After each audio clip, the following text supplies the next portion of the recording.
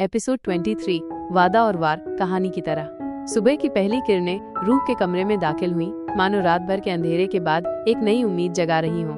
रूह ने धीरे धीरे अपनी आंखें खोली। एक अजीब सा सुकून उसके दिल में घर कर गया था, एक ऐसी शांति जिसे उसने शायद पहले कभी महसूस नहीं किया था। पर कहते हैं ना, जब खुशियां हद से ज्यादा बढ़ जाएं, तो डर लगने लगता है कहीं ये हसीन सपना टूट न जाए। रूह भी उसी डर से घिरी हुई थी, इस नई मिली जिंदगी को खोने का डर। उसकी नजरों के सामने नायरा सो रही थी। उसका चेहरा शांत और मासूम लग रहा था, जैसे कोई प्यारी सी बच्ची गहरी नींद में हो। रूह ने हौले से झुककर उसके माथे पर एक प्यार भरी चुम्बन दी, मानो उस पल को हमेशा के लिए कैद कर लेना चाहता हो। तभी कमरे में रखे मोबाइल की रिंगटोन गूंजी। स्क्रीन पर चमकता नाम देखकर रूह का सुकून पल भर में गायब हो गया। पापा कॉलिंग। उसने धीरे से उठकर कॉल रिसीव किया। हेलो पापा। उसकी आवाज में एक अनजाना सा डर था। उधर से राय साहब की गंभीर आवाज आई, तुम्हारे घर आने का वक्त हो गया है रूह। आज रात डिनर पर तुम्हें और नायरा दोनों को चाहिए हमारे सामने। रूह कुछ कहना चाहती थी पापा, लेकिन राय साहब ने उसकी बात बीच में ही काट दी। मुझे जवाब नहीं चाहिए, सिर्फ मौजूदगी चाहिए। और फिर कॉल कट गया। रूह ने फोन नीचे रखा। नायरा नींद से जाग चुकी थी और उसे चिंता भरी नजरों से देख रही थी। क्या हुआ? नायरा ने पूछा। रूह की आवाज में गंभीरता थी। आज हमें पापा से मिलना है साथ में। दृश्य बदलता है। रात का समय है और हम राय हवेली के विशाल डाइनिंग हॉल में हैं। आलीशान मेज पर शाही खाना सजा हुआ है, लेकिन माहौल में एक अजीब सी खामोशी और तनाव है। रूह और नायरा एक साथ कमरे में दाखिल होती हैं। राय साहब अपनी कुर्सी पर बैठे हैं और उनके पास एक अनजान आदमी बैठा है। ये है वीर चौहान, कहानी का नया किरदार, विलेन की एंट्री। राय साहब ने उस आदमी की तरफ इशारा करते हुए कहा, मिलिए, ये है वीर चौहान, तुम्हारे बचपन के दोस्त और तुम्हारे लिए मेरा चुनाव। रूह की आंखों में गुस्सा और नाराजगी साफ झलक रही थी। उसने सख्त लहजे में कहा, मैं नायरा से प्यार करती हूँ और ये बात आपको अब समझ लेनी चाहिए। वीर मुस्कुराया, लेकिन उस मुस्कान में एक अजीब सी अकड़ और चुनौती थी। और जो चीज मुझे पसंद आ जाए वो मुझे मिलती है, चाहे कैसे भी। नायरा का चेहरा डर से सफेद पड़ गया। रूह ने तुरंत उसका हाथ पकड़ लिया। अपनी पकड़ को मजबूत करते हुए उसने वीर की आंखों में देखा और कहा, तुम्हें क्या लगता है मैं किसी और को तुम्हारे पास आने दूंगी? उसकी आवाज में अपने प्यार को बचाने का दृढ़ संकल्प था। रात गहरी होती जा रही थी। रूह अकेली हवेली की छत पर खड़ी थी, तारों भरे आसमान को देख रही थी, लेकिन उसकी आंखें किसी गहरी सोच में डूबी हुई थीं। तभी पीछे से राय साहब आए। उन्होंने धीमी आवाज में कहा, तुम्हारा प्यार अगर सही है तो तुम्हारी हिम्मत भी होनी चाहिए सही साबित करने की। रूह ने धीरे से पलटकर अपने पिता को देखा। उसकी आंखों में एक नई चमक थी। तो फिर देखिए पापा, अब आपकी बेटी झुकेगी नहीं। अगले दृश्य में नायरा बाथरूम में शीशे के सामने खड़ी है। वो अपनी आंखों में झांक रही है, मानो खुद से कोई सवाल पूछ रही हो।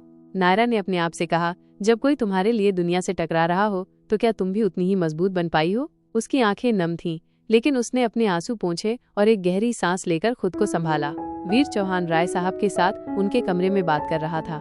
वीर ने आत्मविश्वास से कहा, अगर रूह नहीं मानी तो मैं रास्ता बना लूंगा या फिर रास्ते से हटा दूंगा।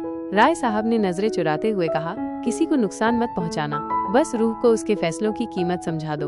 उनकी आवाज में एक अजीब सी बेबसी थी। रूह ने नायरा को छत पर बुलाया। ठंडी रात में दोनों तारों के नीचे बैठी थी। रूह ने नायरा का हाथ अपने हाथों में लेते हुए कहा, कल से सब बदलने वाला है नायरा, लेकिन एक चीज नहीं बदलेगी, मैं और मेरा वादा। नायरा ने धीरे से कहा, अगर लड़ाई हमारी है तो जीत भी हमारी होगी, साथ में। रूह ने उसका हाथ और कसकर पकड़ लिया। एक अंधेरी गली में एक रहस्यमयी आदमी किसी बूढ़े गार्ड को कुछ पैसे देता है।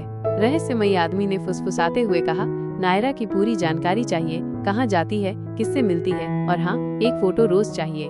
गार्ड डरते हुए हाँ में सिर हिलाता है और पैसे अपनी जेब में रख लेता है।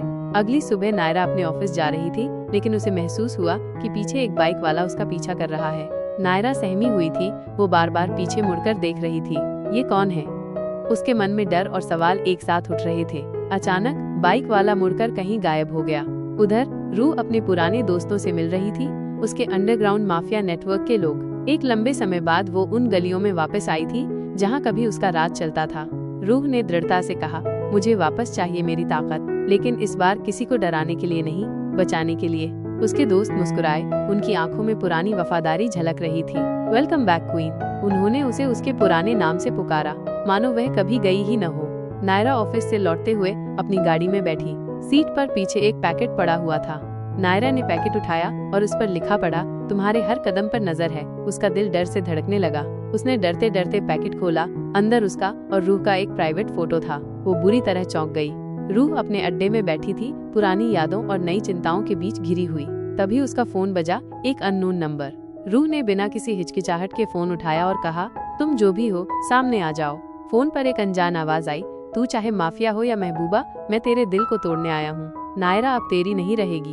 नायरा डरते हुए रूह से मिलने आई। उसकी आंखों में साफ डर झलक रहा था। नायरा ने कांपती हुई आवाज में कहा, रूह, मुझे लगता है कोई हमारी हर बात सुन रहा है, कोई बहुत नजदीक है। रूह का गुस्सा 7वें आसमान पर था। उसकी आंखें लाल हो गईं।